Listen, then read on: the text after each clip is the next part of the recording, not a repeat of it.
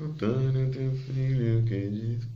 Olá, meus amigos e meus irmãos de fé, estamos aqui para as reflexões do primeiro domingo do Advento, né? As leituras desse primeiro domingo do Advento são as seguintes: Jeremias, capítulo 33, do 14 ao 16, temos aí o Salmo 24, segunda leitura, 1 Tessalonicenses, capítulo 3, versículo 12, depois capítulo 4, versículo 2.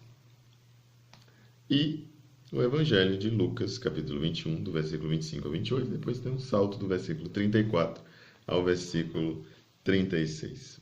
Vamos então à nossa reflexão desse nosso primeiro domingo do tempo comum. Começamos o ano litúrgico C.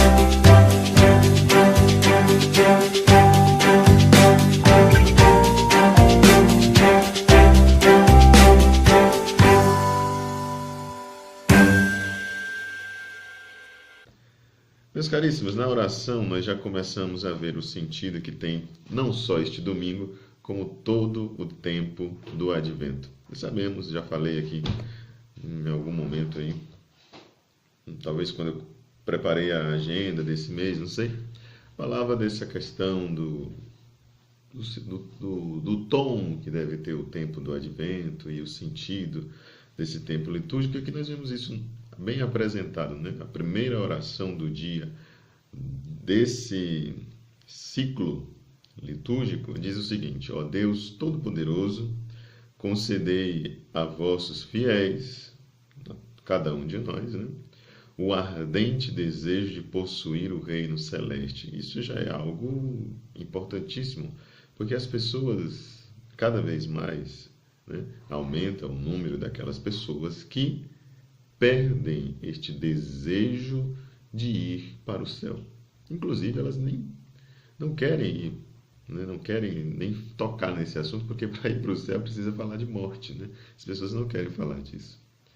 E a liturgia está implorando a Deus para que conceda a cada um de nós esse ardente desejo de possuir o reino celeste, para que, acorrendo com as nossas boas obras ao encontro do Cristo que vem, sejamos reunidos à sua direita na comunidade dos justos. A comunidade dos justos, aqueles que estão no céu, e nós acorremos a Ele, ou seja, teremos o direito de entrar no reino dos céus, nesse reino celeste, nesta comunidade dos justos, que são realidades sinônimas, se nós formos a Jesus com as nossas boas obras.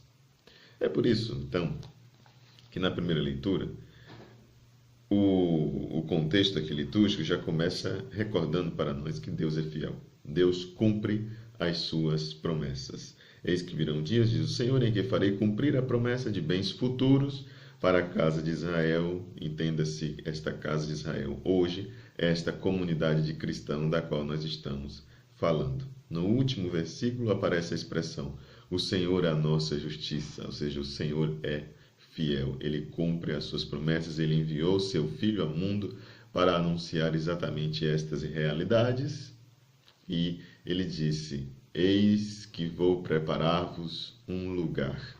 Na casa de meu Pai há muitas moradas.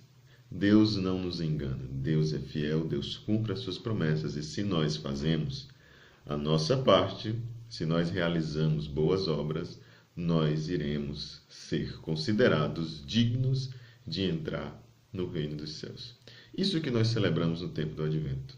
Celebramos a recordação, né, fazendo esta memória feliz da vinda de nosso Senhor Jesus Cristo, que nós recordamos no dia 25 de dezembro, e caminhamos para isso, né? Fazemos uma preparação para celebrarmos bem o nascimento, a memória do nascimento de nosso Senhor Jesus Cristo, mas estamos preparando também a sua segunda vinda, num clima de expectativa para chegarmos aí neste dia, quando o Senhor reunirá todos os justos no seu reino celeste. Mas para isso nós precisamos fazer boas obras neste período que nós estamos aqui na Terra.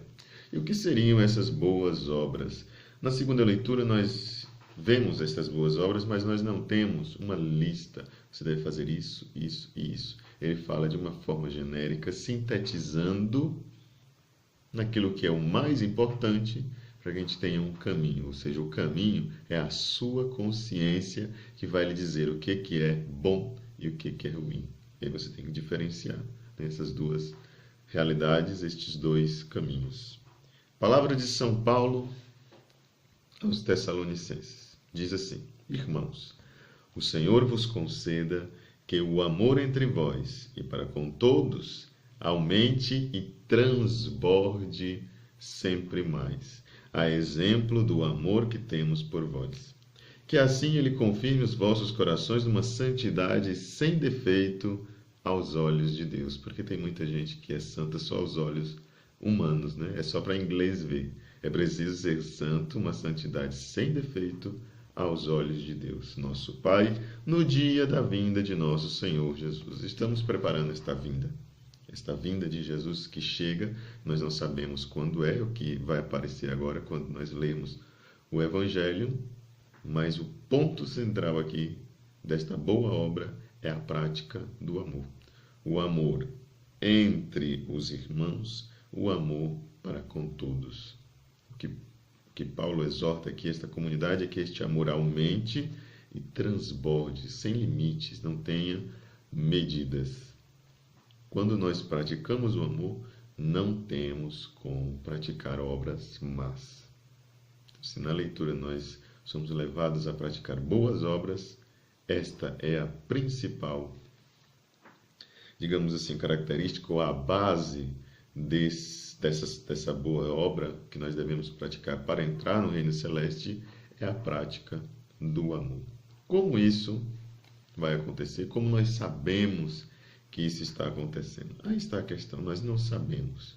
O dia pode ser hoje, pode ser agora. E aí que está o segredo. Você não se prepara para algo agendado, marcado, né? Tal hora, tal momento, ou num calendário, vai ser tal dia, vai ser tal mês. Nós não sabemos disso, porque você deve estar preparado, não para amanhã, não para o mês que vem, não para daqui a 2 anos, 3 anos, mas você deve estar preparado hoje. E, portanto, você deve estar preparado sempre.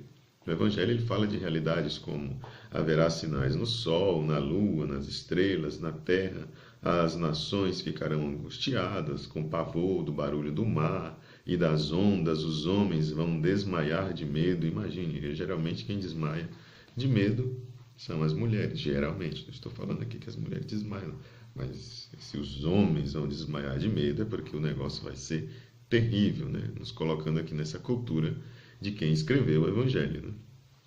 Que é uma cultura milenar, não nos dias de hoje. Se fosse nos dias de hoje, é claro que ele não usaria essa expressão, né? Ele iria comparar que o desmaio a outra pessoa, mas aqui a figura da fortaleza está aí relacionada aos homens, né? Fazer o quê? É o que está escrito. E, então, eles verão o Filho do Homem vindo numa nuvem com grande poder e glória. Ora, se ele foi numa nuvem, ele volta do mesmo jeito, né? É o entendimento aqui do texto, né? Quando estas coisas começarem a acontecer, não é quando elas se completarem, não é quando acontecer tudo, é quando acontecer a primeira. Ou seja, quando começar a acontecer estas coisas, levantai-vos e erguei a cabeça, porque a vossa libertação está próxima. Então, essas coisas já começaram a acontecer. Pode ser que todas não desta forma como está descrito, mas o evangelista ele utiliza aqui de uma linguagem apocalíptica, né, pegando emprestado aqui o sentimento de Isaías, o sentimento de Daniel, de Ezequiel, né, desses profetas que falaram nesta linguagem assim bem, digamos assim, obscura, né, que nos dificulta, inclusive, até o entendimento, mas nós devemos entender desta forma. São momentos que não são determinados, são momentos que nós não podemos precisar e que nos indicam que nós devemos estar preparados hoje e sempre. A liturgia, então, de um modo geral, nos chama a uma vigilância, mas uma vigilância convertida. É preciso converter o coração. Não só esperar, mas esperar com dignidade. Isso aparece quando ele diz no finalzinho da leitura, né?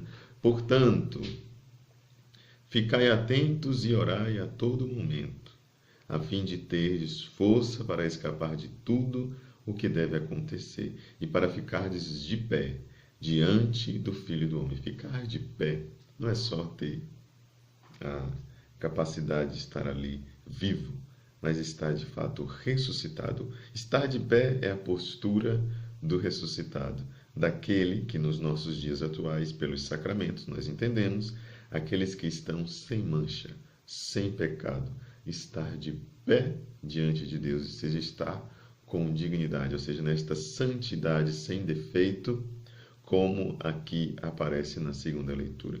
Aquele que tem pecado, aquele que ainda está vivendo na base da angústia e da opressão do inimigo, ele está de cabeça baixa, ele está no seu sofrimento, na vergonha pelo pecado, na vergonha pelo seu mau comportamento. Mas aquele que está na presença de Deus, aquele que se libertou dos seus pecados, da sua angústia, da sua fragilidade pelo sacramento da confissão e pela prática das boas obras, e a principal boa obra, a obra do amor, aquela que, segundo o próprio São Paulo, apaga uma multidão de pecados, pois ele diz: onde superabundou o pecado, onde abundou o pecado, superabundou a graça de Deus, porque a caridade, ela cobre uma multidão de pecados. O amor apaga uma multidão de pecados. Estes podem estar, sim, de cabeça erguida. Estes podem estar, sim, com a sua dignidade irrepreensível diante de Deus, diante de Jesus, ressuscitados diante do ressuscitado. Que estas reflexões iluminem toda a sua semana. Um grande abraço, obrigado por estar aqui conosco e até amanhã, no nosso próximo vídeo, às 9 horas da manhã.